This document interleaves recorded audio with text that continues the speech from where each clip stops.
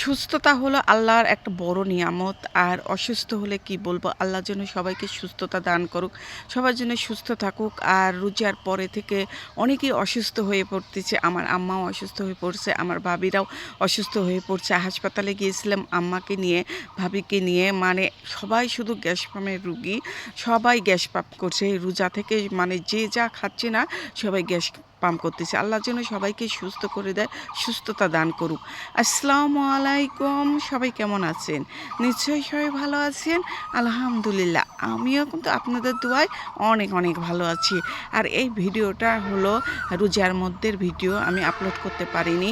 আর এই জন্য বললাম যে আজ কোনো আমার ভিডিও নেই, কারণ আম্মাকে নিয়ে, ভাবিকে নিয়ে হাসপাতালে ছিলাম। ভাবিকে দেখতে গিয়েছিলাম আর আম্মাকে মানে ডাক্তার দেখানোর জন্য গিয়েছিলাম। এই জন্য কোনো ভিডিও করতে পারিনি। যে আসে যখন ভিডিও, এটাই আজকে আমি দিয়ে দিই। আর এখানে আমি বাহিরে কিন্তু সাজনে কেটে নিয়েছি। আজ আমি সাজনে রান্না করব।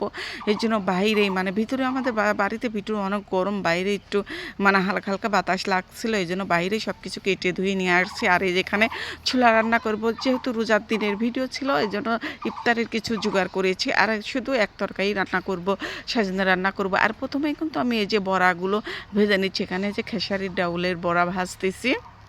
আর হাসপাতালে যা দেখলাম যে এত রুগী আসছে, ছেলে মেয়ে ছোট বড় মানে সবাই, অনেক রুগী আমাদের হাসপাতালে মানে সিটি দিতে পারতেছি না। কিছু কিছু রুগীরা মেঝেতে আছে। এখন কি করবে, পরিস্থিতির শিকারে এখন তো মানে হাসপাতালে চিকিৎসা নিতেই হবে। আল্লাহ যেন সবাইকে সুস্থতা দান করুক। এই রোজার পরে থেকে মানে অনেকেই অসুস্থ হয়ে পড়তেছে। আর যাই হোক, আমার কিন্তু এই যে মানে বড়াগুলো ভাজা হয়ে গেছে। আর আজকের বড়াগুলো কিন্তু বেশ সুন্দরই হয়েছে ভাজা। আর ছোলাটাও তেলে দিয়ে দিয়েছি। আর ছোলা অনেকটুকুই করেছি। ছোলা মানে সবাই অসুস্থ, আর কোনো কিছু মানে খেতে পারতেছে না। আর আমার ছোলা ভিজানোটাও একটু বেশি হয়ে গেছে। তারপর আমার ছোলা তুলে নিয়ে এই যে আমি আজকে হলো সাজনে রান্না করব। আর আমার ভীষণ খেতে ইচ্ছা করছিল সাজনে, হলো সর্ষেদের চটচটি করে খেতে। তাই আমি সর্ষেগুলো বেটে নিয়েছিলাম। অফ ক্যামেরাতে সর্ষে বেটে নিয়েছি, আর দেখাতে পারিনি। আর সর্ষেগুলো ভালোভাবে ময় মশলা দিয়ে কষিয়ে, টমেটো দিয়েছি, ভালোভাবে কষিয়ে যে সাজনেগুলোও দিয়ে দিলাম।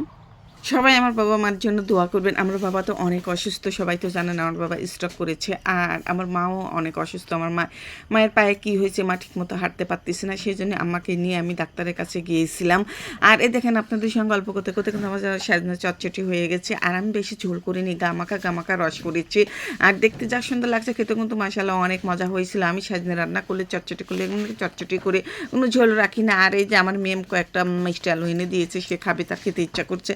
আর মিষ্টি আলুগুলো কিন্তু সেদ্ধ হয়ে গেছে। আর এই যে আমি কিন্তু পানি দিয়ে একটু ধুয়ে নিয়েছিলাম, ধুয়ে যে ঠান্ডা করে যে আমার মেয়েকে ছিলে দিচ্ছি। ও মিষ্টি আলু খাবে আর আমাকে ছিলে দিতে হবে। ও ছিলতে পারতেছে না, কারণ ও যে হাতে আটা আটার মতন লেগে যাচ্ছে, আমাকে ছিলে দিতে হচ্ছে।